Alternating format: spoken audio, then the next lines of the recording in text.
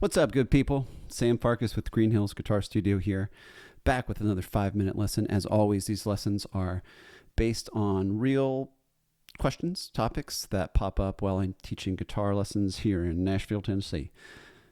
Okay, this week the idea of neighbor tones, surround tones, enclosures. I've even heard or read encapsulation. A lot of goofy names for the same basic concept. I like to just call them enclosures. I think that makes the most sense. Okay, let me demonstrate this idea to you. If we have an A major chord here. Okay, I think everyone probably knows that chord. What we can do, if we're playing, say, like a lead line or a solo or something, is we can enclose each note of this chord by first playing a scale degree above and a scale degree below. So if this is our destination note, instead of going directly to it, we'll play a scale degree above. That's B. A scale degree below. It's G sharp. And back to A. Okay, let's do that same thing with the next note. C sharp. Scale degree above. D. Below. B. Destination. C sharp. Again. F sharp, D, E. One more time. B, G sharp, A. Put it all together.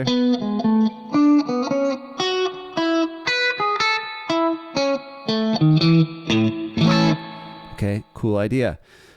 We were starting a scale degree above and then a scale degree below and then going back to our destination, but you could do it the opposite way. Below, above, destination, below.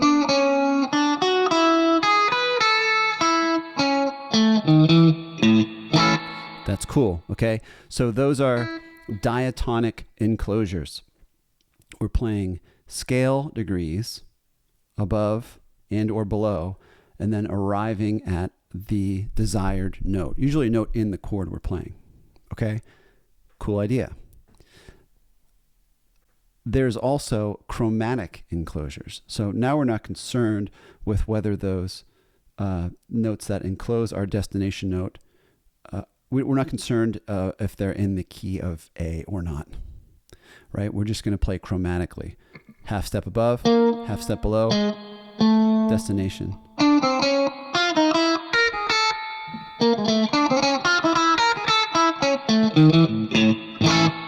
That's a cool sound as well, all right? Again, same idea. You could start below and go up. Slightly different feeling, right? Diatonic enclosures use notes that are in the scale or in the key. Chromatic enclosures use whatever note is right next to the note you're going to, all right? Hence chromatic, it's right beside. Both of those are cool sounds and can be used in any style of music and can create a little bit more of a contour to your lead line. However, I think the most musical version of this is when you combine diatonic and chromatic enclosures. Maybe something like this. Maybe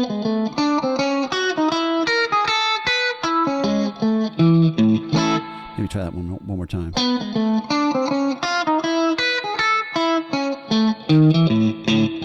Right. So some combination of those. So here's a diatonic enclosure, chromatic, diatonic, but then chromatic. It's a mix, right? This is in the scale, this ain't in the scale. That one is all diatonic. So I'm mixing together both diatonic and chromatic enclosures to create a nice contour or a nice line. You probably heard stuff like this before, but maybe just didn't realize what it was. Like, this is kind of a popular kind of idea, right?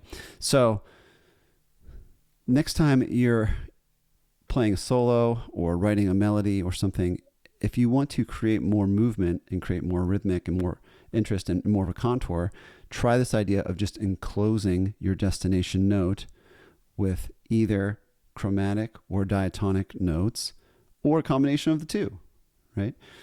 You can start above, you can start below. Again, a combination of both. So when you get a hold of this idea, it does something kind of cool. It really just, it means everything is kind of wide open.